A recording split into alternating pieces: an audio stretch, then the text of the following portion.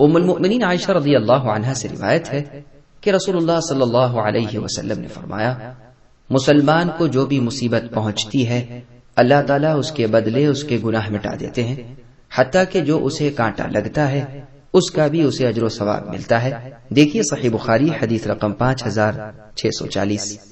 دوسری حدیث ابو سعید اور ابو ہریرہ رضی اللہ عنہما دونوں سے روایت ہے کہ نبی صلی اللہ علیہ وسلم نے فرمایا، مسلمان شخص کو جو بھی دکھ، تھکاوٹ، پریشانی، سختی، تکلیف اور غم پہنچتا ہے، حتیٰ کہ اسے جو کانٹا چبھتا ہے، اللہ تعالیٰ اس کے عوض اس کے گناہ مٹا دیتے ہیں۔ دیکھیے صحیح بخاری حدیث رقم 5642۔ عطا بن ابی رباح تابعی رحمہ اللہ بیان کرتے ہیں کہ ابن عباس رضی اللہ عنہما نے مجھے کہا، کیا میں تمہیں جنتی عورت نہ دکھاؤں؟ میں نے کہا ضرور دکھائیے۔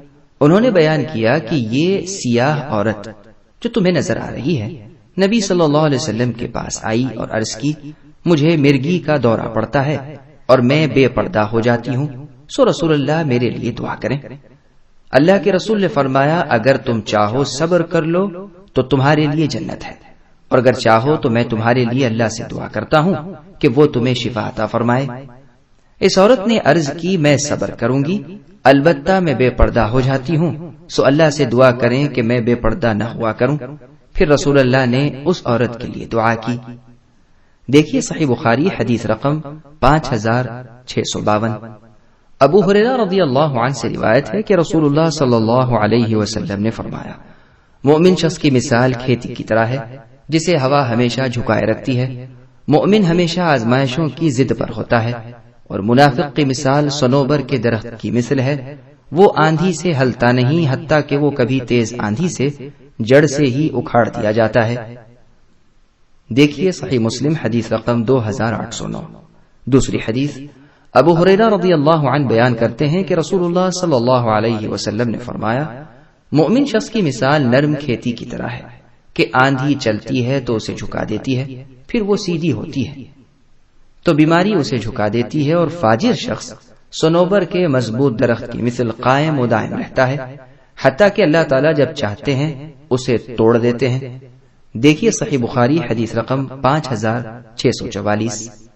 تیسری حدیث کعب بن مالک رضی اللہ عنہ سے روایت ہے کہ رسول اللہ صلی اللہ علیہ وسلم نے فرمایا، مومن شخص کی مثال نرم کھیتی جیسی ہے، ہوائیں اسے الٹ پلٹ کرتی رہتی ہیں، کبھی اسے گرا دیتی ہیں اور کبھی اسے سیدھا کر دیتی ہیں، آزمائشوں کا یہ سلسلہ اس کی موت تک جاری رہتا ہے۔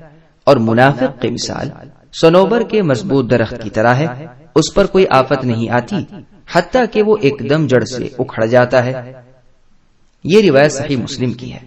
چوتھی حدیث ابو ہریرہ رضی اللہ عنہ سے روایت ہے کہ رسول اللہ صلی اللہ علیہ وسلم نے فرمایا، اللہ تعالیٰ جس سے بھلائی کا ارادہ رکھتے ہیں اسے مصیبت میں مبتلا کرتے ہیں۔ دیکھیے صحیح بخاری حدیث رقم 5645۔ پانچویں حدیث عبداللہ ابن مسعود رضی اللہ عنہ بیان کرتے ہیں کہ میں رسول اللہ صلی اللہ علیہ وسلم کی بیماری میں آپ کے پاس حاضر ہوا جبکہ آپ کو شدید بخار تھا۔ میں نے عرض کی، آپ کو شدید بخار ہے، اس لیے کہ آپ کے لیے دوہرا اجر ہے۔ رسول اللہ نے فرمایا، جی ہاں، جس مسلمان کو کوئی تکلیف پہنچتی ہے تو اللہ تعالیٰ اس کے گناہ ایسے گراتے ہیں جیسے درخت کے پتے گرتے ہیں۔ دیکھیے صحیح بخاری حدیث رقم 5647۔ چھٹی حدیث جابر بن عبداللہ رضی اللہ عنہ بیان کرتے ہیں کہ رسول اللہ صلی اللہ علیہ وسلم ام سائب یا ام مسیب رضی اللہ عنہا کے پاس گئے اور پوچھا، ام سائب یا ام مسیب، کیا ہے، تم کانپ کیوں رہی ہو؟ انہوں نے کہا، بخار ہے، اللہ اس کا ستیہ ناش کرے۔ اس پر رسول اللہ نے فرمایا، بخار کو گالی نہ دو، کیونکہ یہ انسانوں کے گناہ ایسے ختم کرتا ہے جیسے بھٹی لوہے کی میل کو چیل دور کرتی ہے۔ یہ روایت صحیح مسلم کی ہے۔ ساتویں حدیث ابو ہریرہ رضی اللہ عنہ سے روایت ہے کہ رسول اللہ صلی اللہ علیہ وسلم نے فرمایا، مومن شخص ہمیشہ اپنے نفس، اپنی اولاد اور اپنے مال میں آزمائش کے ہدف پر ہوتا ہے، حتیٰ کہ وہ اللہ سے ملاقات کرتا ہے تو اس پر کوئی گناہ نہیں ہوتا۔ دیکھیے سنن ترمذی حدیث رقم 2399۔ سبسکرائب کیجئے ہمارے چینل اور دبائیے بیل کا آئیکن تاکہ آپ کو ریگولر نوٹیفیکیشن اپڈیٹس مل سکے۔ واتقین اللہ